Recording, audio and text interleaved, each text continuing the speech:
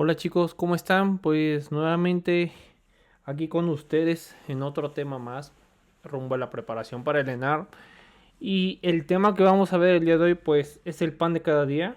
Yo siempre he dicho que antes de ser alguna especialidad somos médicos generales y es algo que tú debes de saber. Debes de saber tratar a un paciente con diabetes mellitus, ¿sale? Y regularmente vamos a ver diabetes mellitus tipo 2, entonces va a ser el tema que vamos a ver el día de hoy. La verdad está muy bueno, leí el PRONAM, leí la GPC y sí, hay muchas cosas muy puntuales que vamos a ir mencionando. Pues la prevalencia, ya saben que el ENAM le encanta mucho lo que es la epidemiología. Vemos acá que se da más en mujeres, en adultos mayores, ¿no? Ya vimos acá los porcentajes como tal. Y pues es para que se lo graben. Predomina más en zonas urbanas que rurales, obviamente porque en el campo se come más sano que en la ciudad. Para esto debemos de saber que va a haber precursores, que es el famoso síndrome metabólico que más adelante lo vamos a ir tocando, que es una glucosa mayor a 100 en ayunos, triglicéridos de 150, HDL menor a 40 en hombres, menor en 50 en mujeres, elevación de la presión arterial y ¿cómo se llama? El perímetro abdominal, ¿sale? Sí, más de 112 en hombres, más de 88 en mujeres. Esto pues lo tocamos porque sí llega a ser un precursor. Todo paciente diabético va a tener algo de esto, ¿sale? Se requieren tres para hablar de un síndrome metabólico. Vamos a hablar sobre la etiología y clasificación. Dentro de la diabetes tipo 1, pues va a ser la destrucción autoinmune de las células beta. Esto nos va a provocar la deficiencia absoluta de la insulina. En este caso que vamos a hablar sobre la diabetes tipo 2, que es la más común o la que siempre vamos a ver, va a ser progresiva. Más bien es un defecto progresivo de la secreción, ¿sale? Que va a dar insulinoresistencia. Vamos a tener otro tipo de diabetes, pues sí, diabetes mellitus, gestacional y otros tipos. Para esto quiero que también sepamos que antes de que haya diabetes tipo 2 hay algo que se llama prediabetes.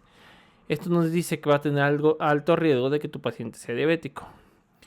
Prediabetes es cuando tu paciente tiene una glucosa en ayuno de 100 a 125, una tolerancia a la glucosa de 2 horas poscarga de 140 a 199 y una hemoglobina glucosilada de 5.7 a 6.4.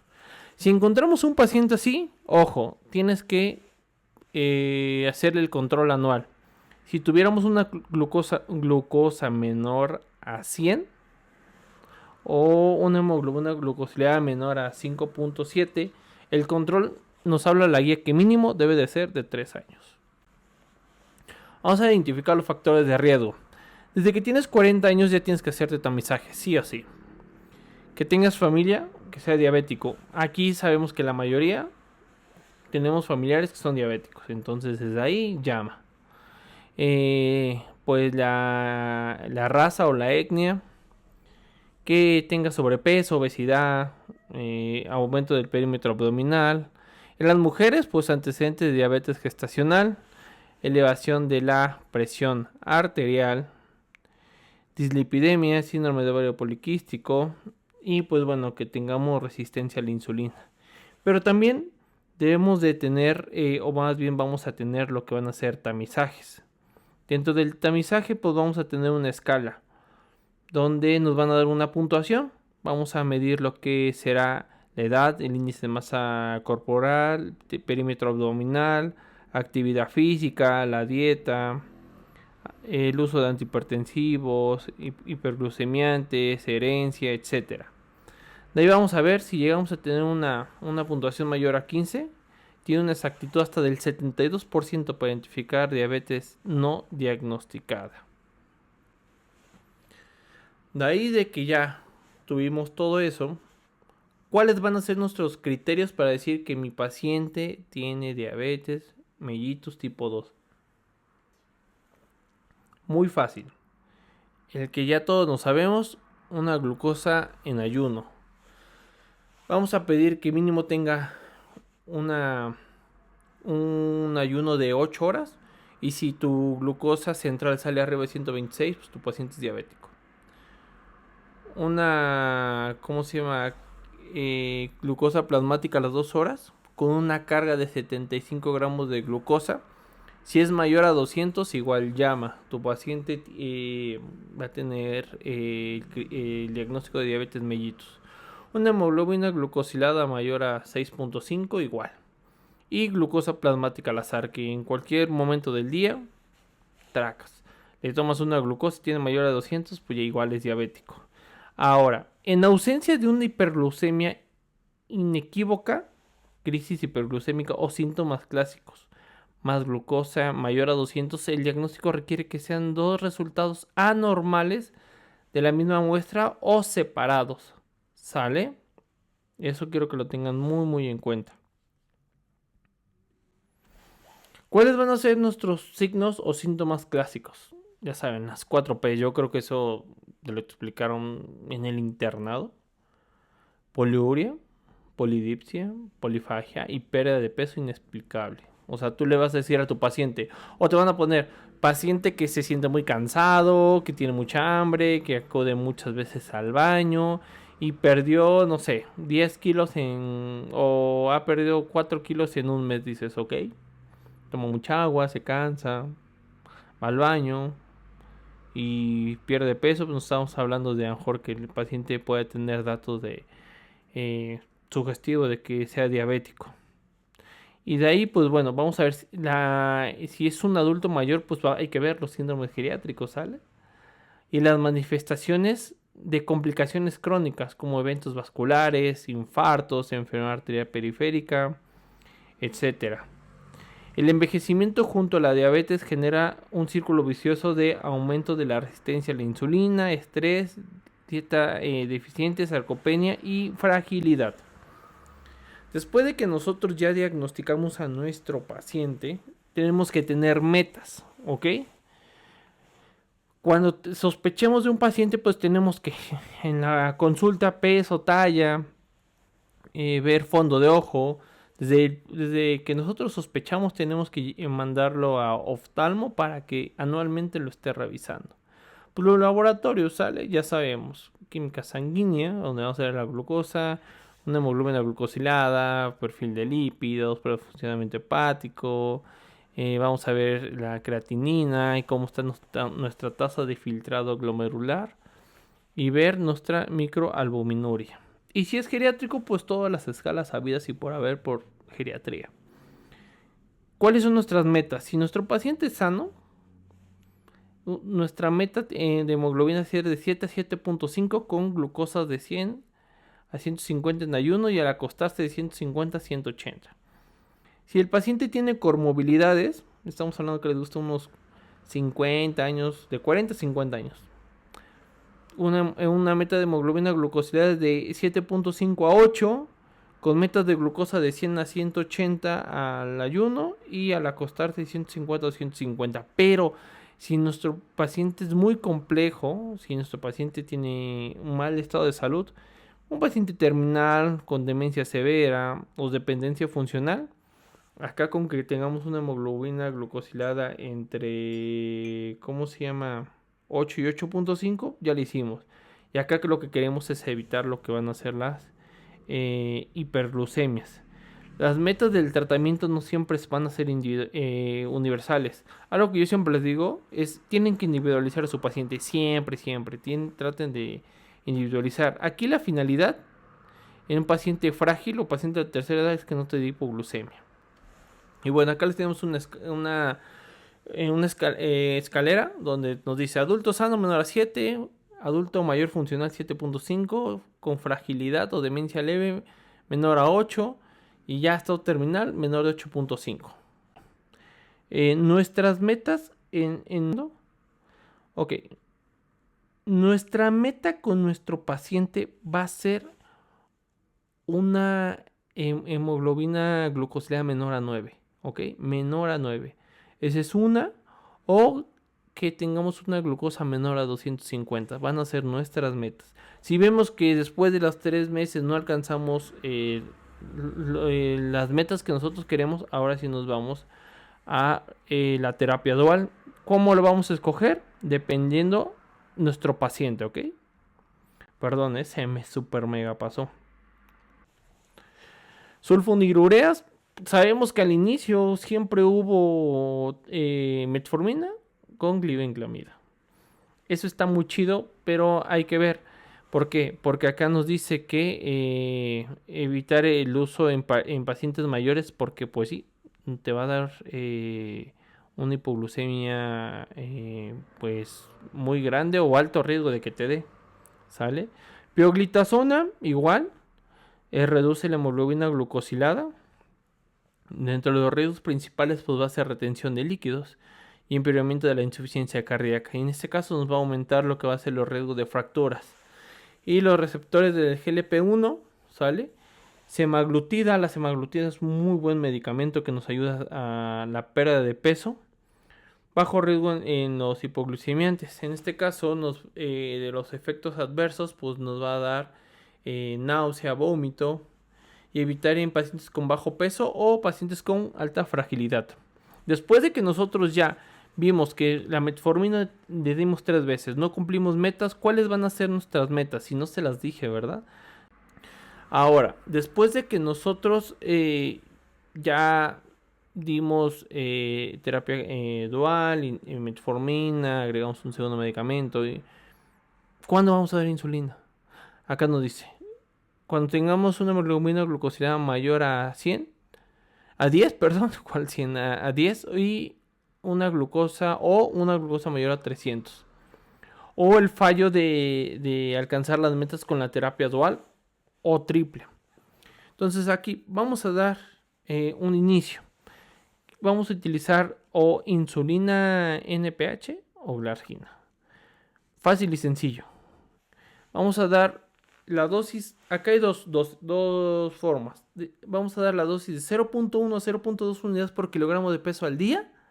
O una dosis fija de 10 miligramos, 10 unidades. Y la vamos a ir progresando de acuerdo a cómo veamos las metas con nuestro paciente. En este caso, si vamos a dar un esquema de 0.1 a 0.2 unidades por kilogramo día, la dosis total, 2/3 en la mañana y 1/3 en la noche. Y si es glargina, una vez al día. Serían las 10 unidades. Y dato técnico, ¿sale? La longitud de la aguja recomendada es de 5 a 6 milímetros, incluso en los pacientes obesos. ¿Cuáles van a ser nuestras complicaciones? Siempre, hipoglucemia, ¿sale? Si tenemos una glucosa menor a 70, hay que atenderla, ¿sale? ¿Por qué? Porque vamos a tener datos de neuroglucopenia. ¿Qué vamos a hacer aquí? La regla de los 15. Administrar 15 gramos de carbohidratos. Esperar 15 minutos. Medir la glucosa. Y si se mantiene igual, consumir algo, ¿sale? Hasta que recupere. O si estamos en el hospital, 1 miligramo de glucagón. O poder dar de 15 a 25 gramos de glucosa. Sale con una solución glucosada al 50%. ¿Qué también nos va a dar? Dentro de esto vamos a ver pacientes con crisis hiperglucémicas, que es cetoacidosis diabética en un estado hiperosmolar hiperglucémico, que lo vamos a ver más adelante, pero lo vamos a tocar. ¿Sale? La cetoacidosis. La cetoacidosis se da, ¿cómo se llama? Un déficit total de la insulina. ¿Cuáles son los criterios? Glucosa mayor a 250, pH menor a 7.3, que tengamos acidosis, bicarbonato menor a 18, cetonas positivas, la osmolaridad menor a 320 y dentro de la clínica la respiración de Kussmaul. Pero acá, a ver, ceto de cetonas, acidosis, pH menor a 7.3, diabética mayor a 250 y un estado hiperosmolar. El paciente va a estar súper deshidratado, así bien cabrón. Vamos a tener una glucosa mayor a 600. Aquí el pH está mayor a 7.3. El bicarbonato está elevado. Podemos o no tener cetonas, pero aquí la osmolaridad va a ser arriba de 320. Y dentro de la clínica, alteración de estado mental, coma o incluso cefalea. Y aquí, ¿cómo lo vamos a ver? Primero, obviamente lo vamos a atender con líquidos. En este caso vamos a ocupar una solución salina.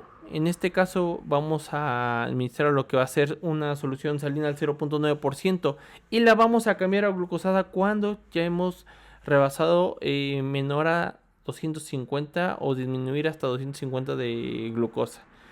Antes de dar insulina tenemos que dar el potasio. Si tenemos un potasio menor a 3.5, menor a 3.3, primero reponemos, ¿sale? Si está mayor de 3.5 a 5.5, sin problemas insulina. Vamos a dar la insulina, que va a ser una insulina de acción rápida de 0.1 kilogramos hora. Y lo vamos a ir viendo con métodos de reducir de 50 a 75 miligramos por decilitro. ¿Y cuándo vamos a aplicar bicarbonato? El bicarbonato se aplica solamente cuando tengamos un pH menor a 6.7.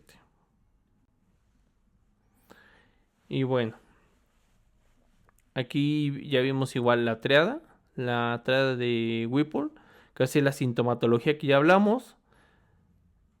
Vamos a tener glucosa baja y cuando administras el tratamiento va a mejorar tras la ingesta de la glucosa o lo que le quieras meter. Y bueno, vamos a tener acá un resumen de los medicamentos así rápido, sencillo. Biguanidas, que es la metformina, está contraindicado en tasa de filtrado menor a 30. ¿Sale?